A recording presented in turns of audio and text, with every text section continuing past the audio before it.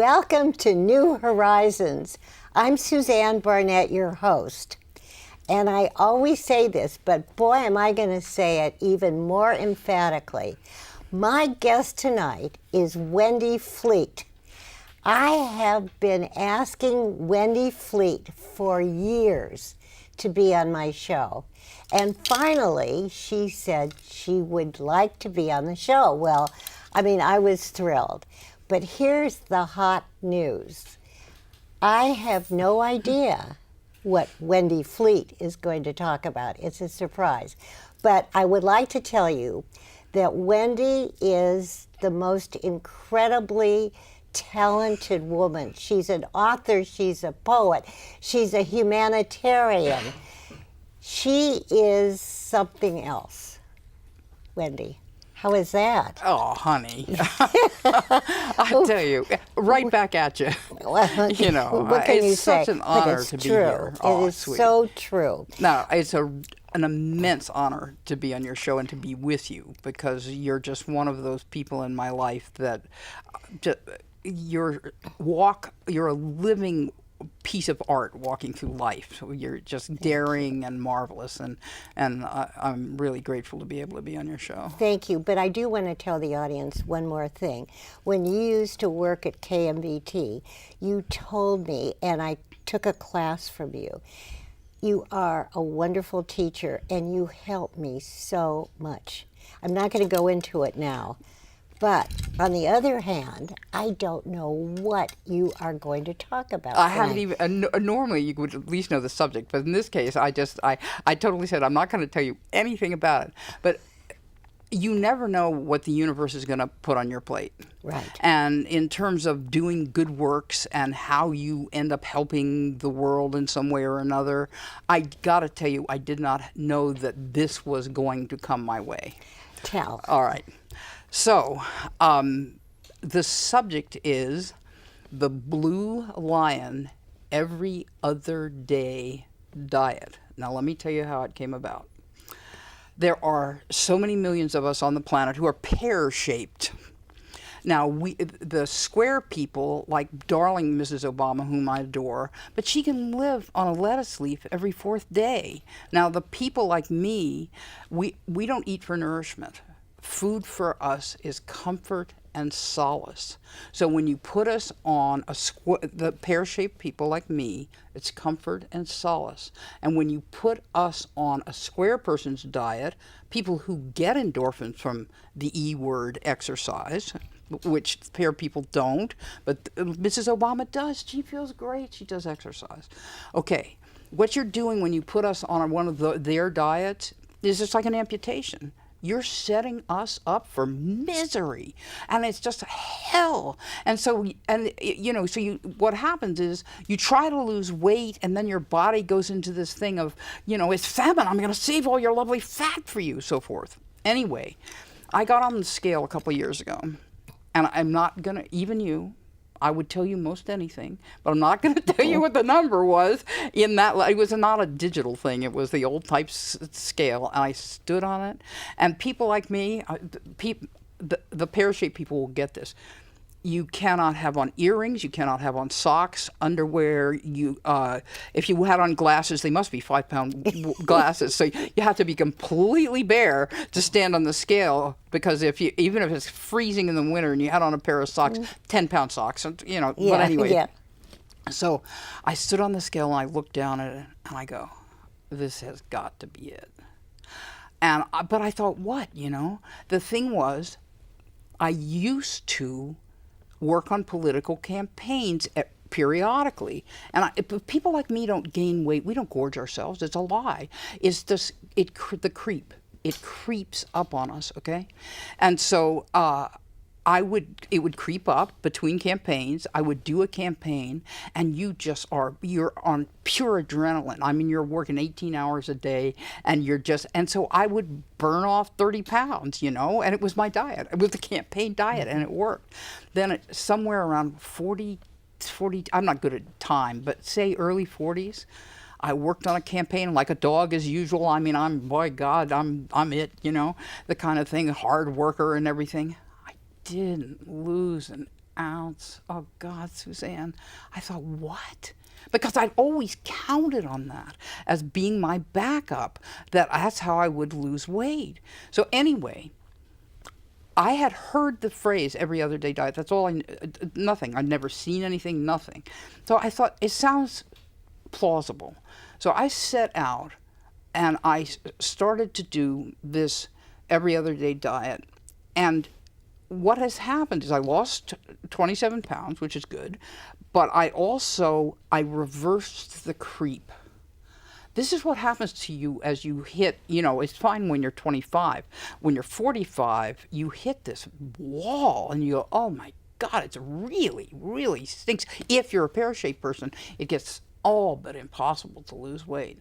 So the thing went along, and I realized the universe, which I call it the multiverse, and I call it multiverse many poem. Multiverse. So where I live is in the many poem place. The rest of you live in the universe. I live in the many poem place. And many poem gives me presents all the time and gives me tasks to do, the universe. What is What is that? What you just said.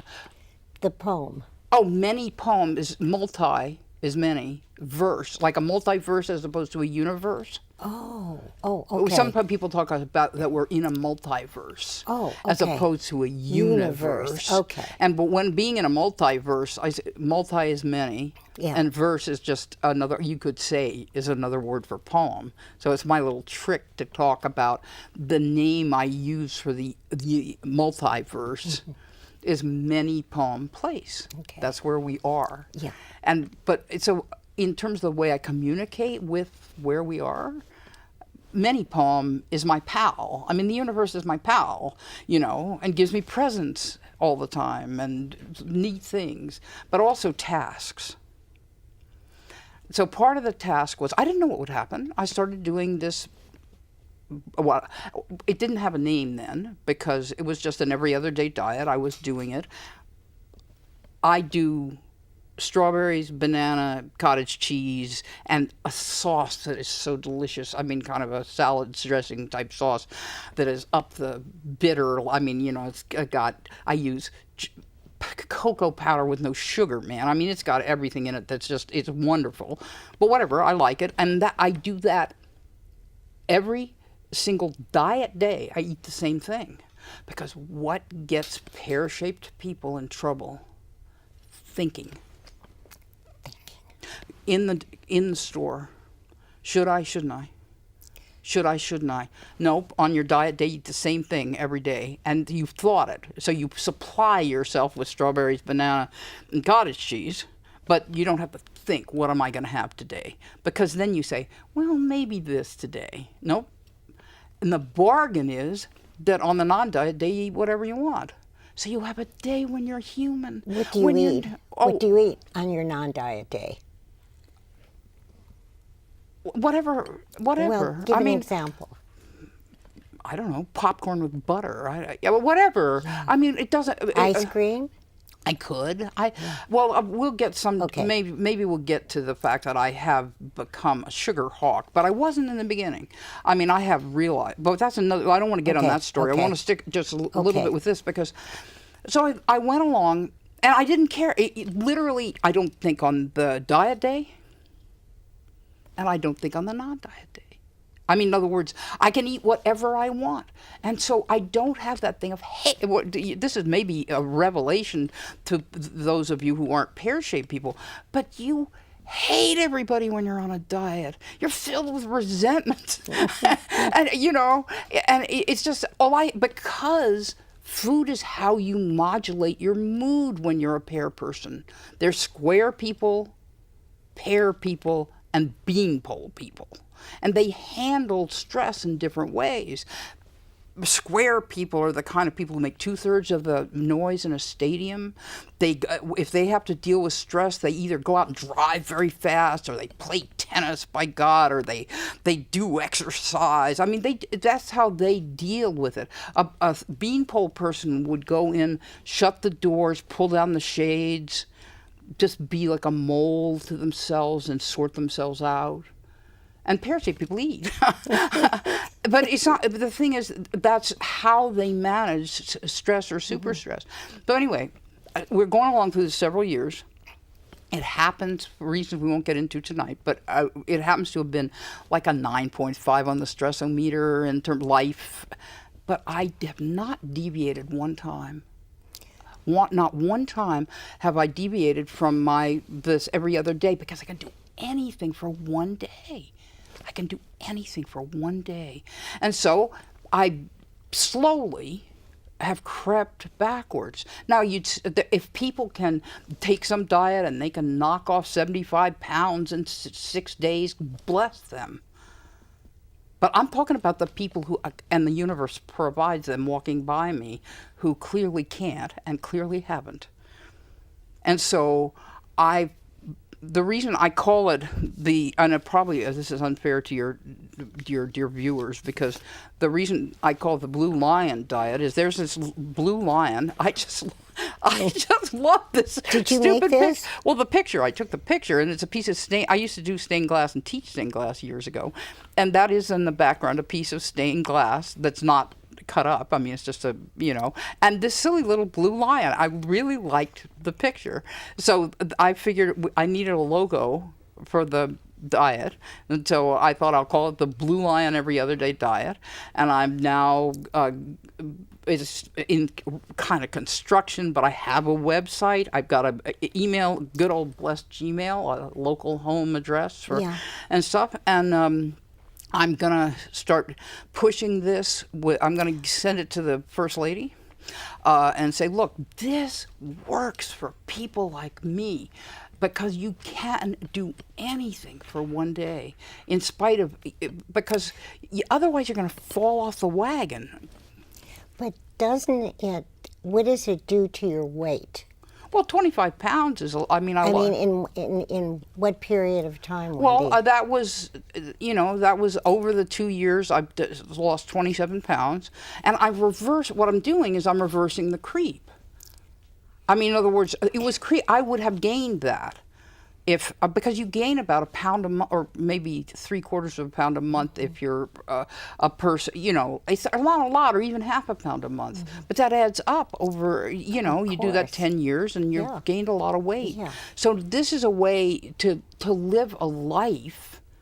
And because what happens to most people is they do a diet, that's fine, they lose weight, but then they can't stick with it. And it comes back. It comes even back. More so, yeah. Mm-hmm. So this has been something that I've been able, as I say, under super stress conditions, not just a la-di-da and everything, but just monster stress conditions, which I don't want to get into, but they are. And yet, I have been able, because this is humane to people like me, and so we can reverse it. If I'd known about this, you see, when I was 30, I could have stayed the weight I was, the item at, well, not beanpole, but I was pretty damn svelte at 30. So, Wendy, did you come up with this idea yourself? Yes, I did, because I had to do something. I saw that number on the damn scale, and I go, oh my God. So yeah. I just, it was something I could, I thought I could manage this, but I didn't know. I set out, Did you patent this idea? No. This is. What if someone else copies you? Great. I don't care. This is not about, I'm not trying to make money. I'm trying to save people's stinking lives. Yeah. I'm trying to get this, because the thing is, the diets that those nice people like Mrs. Obama suggest, and eat more vegetables. Oh, God, yeah, right. It's wonderful. She likes vegetables. People, people like me are, I'm not saying I can't make myself as a duty eat vegetables, but the thing is, that's not what I'm going for. And so how is it that, of course, everybody has, I'm not a doctor, you have to talk to your doctor about everything, all that. But and it's worked for you. It's worked for me. For 2 years. 2 years plus, yeah. And I have never erred on it. I've never once, except that's not, I take that back. If Christmas and Thanksgiving don't fall on the right day, I can shift. Okay. But the bargain is you get do the diet day, which is the same thing. I assume if I just stick with the same thing. If you did it for 6 months and wanted to change it out, change it out. But the basic idea is you're not thinking every week or every day about what you're doing. Are you hungry on Never. the diet day? No. Because you make up for it the next Well, day. I do, except that you think, ha ha ha, I can eat anything I want on my non-diet day. 7 pies. But you don't. You don't. You might eat a piece of pie, but you don't eat 7 pies. So, you know. Well, what does this actually do to your body, do you think? Well, metabolically speaking. Well, a couple of things. Yeah. One is your underdrawers get too loose. So I have to hike my underdrawers up all the time. And they Yeah. were before, we're having true confessions here, but before it was like, they were getting less loose. But all of the things, I mean, I have to hike my underdrawers up and, which is heavenly, and oh god, this is too excruciating. But I had an extension on. I have a 1986 Toyota, and so it had a strange sort of seatbelt thing arrangement where it didn't have like a lot of the modern ones are more different. But so I had to have a seatbelt extension. Oh god. But anyway, You're so funny. But I don't Yeah. have to have my seatbelt extension anymore, for instance. But are you in a bad mood on your Never. diet day? Oh, no. Because you know the next day Yeah, that you can exactly. eat. Is it that Exactly. you love to eat? You love food? But all pear-shaped people love food because it's how they manage their moods. That's why, you see, it's like... well, I mean, the thing is, you could say you're addicted to food like some people are addicted to drugs. Mm-hmm. But the thing is, you can give up drugs. You can't give up food. You have to eat something. Mm-hmm. So how do you manage it? It's really hard for people, And so I'm lucky that I never did soda. So I didn't have to deal with that particular. I mean, soda's a real problem. We could talk about that in a bit because but the thing is, but as you come to things where everything's too loose that you own. Oh yes, this is so cool. But yeah. then you have to buy new clothes. Well, is that okay? It would be, except that I just cinch things up or tie a rope around Yeah. them. But people Yeah. who would, yeah. But the thing is that you know that you're on the. Oh, the other thing is that thing I mentioned, which is if you're doing a regular severe square person diet, because they make them up and tell us to do them, Right, yeah. is that your body does say, famine, I'm going to save your beautiful fat for you, and you don't lose weight. But your body, when you do the every other day diet, goes, what are you up to? It can't figure it out. So you just you begin to lose weight. You slowly lose weight, and it's wonderful. Well, let's go back to the beginning. Mm-hmm. How did you discover to do this? The universe just Did said. it really? It just came The to you? universe does that all the time. I mean, my relationship with, well, there's two things. Many poem I told you about. And I'm going to tell you one thing as an artist. This will kind of be in the middle of that.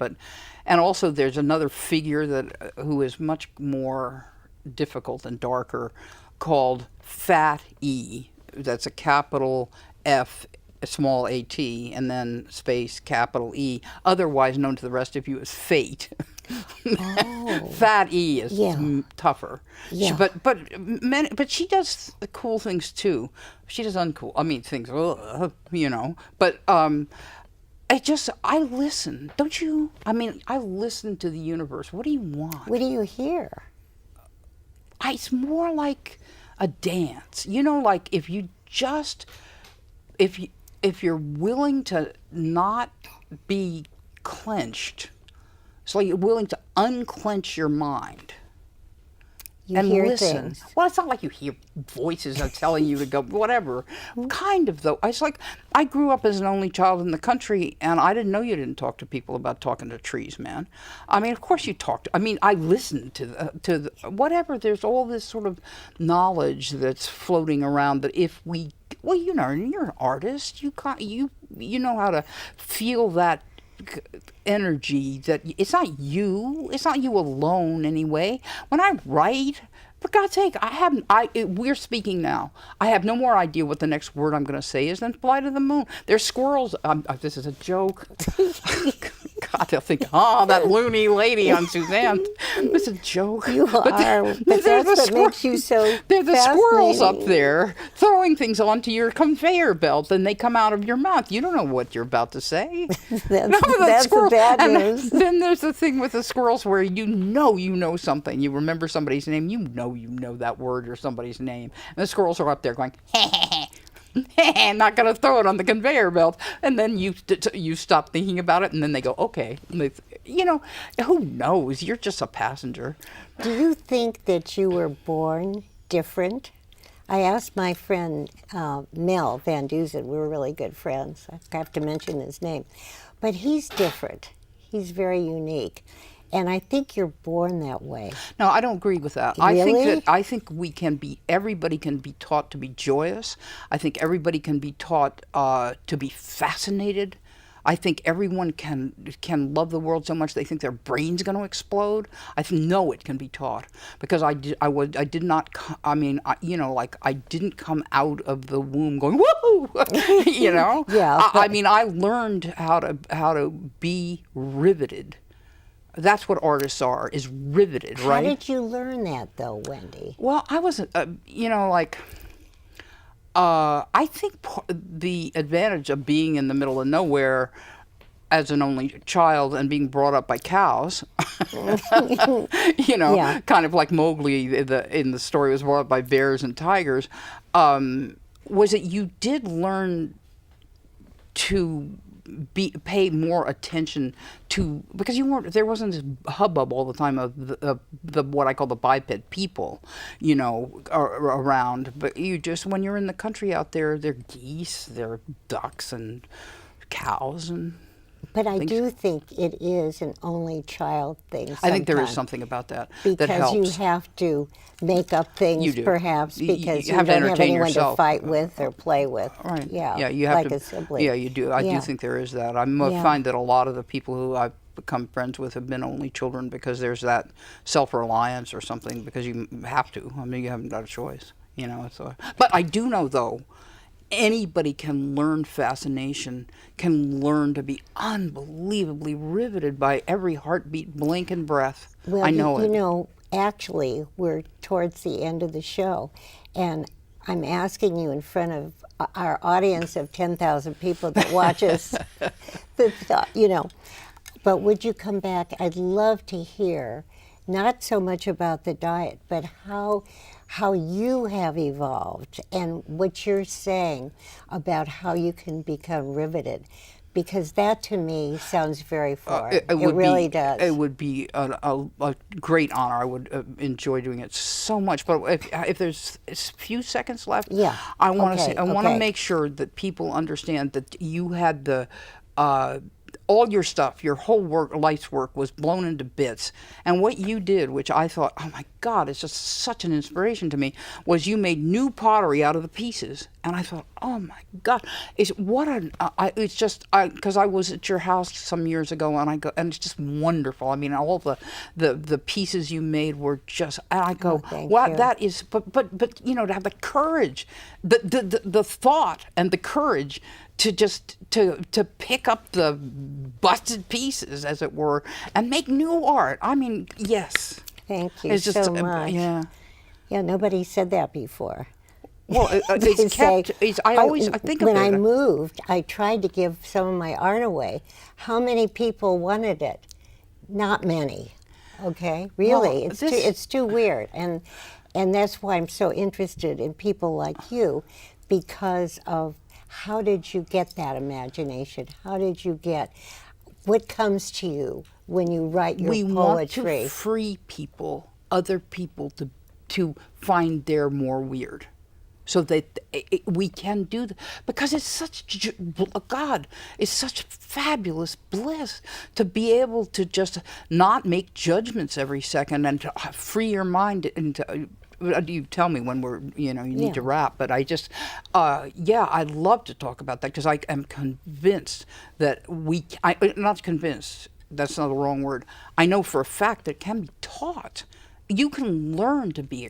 I have to find out about that, because I don't agree with you. Well, I know. Let's really fight don't. about it. I know it can be taught, though, because Yeah, and I'm an artist, but I certainly don't have the same things going on in my head that you do. I mean, that's our uniqueness, which is good. Yeah. So yeah. I'm saying I'd love to know about people like you and how you think, and look what you've done with this not diet, the Blue Lion thing. Well, the whole Blue Lion thing, I just want people to go to the website, which should be up and running by the time. Tell it again. It's www.blueliondiet.com, and it's just the email is bluelion.diet@gmail.com, and email me. I'm working on it's in progress, but it should be up by the time the show is on. But do send it to the Obama woman.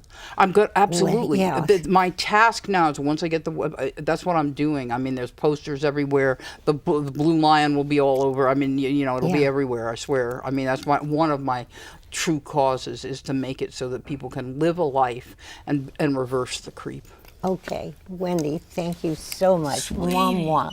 You're wonderful. And I can't wait to have you back. And thank goodness for our crew. Oh, are they the best? They are the best. They are so cool, too. I know. Only, like Robin and Renee, I interviewed them last week, and it was just wonderful.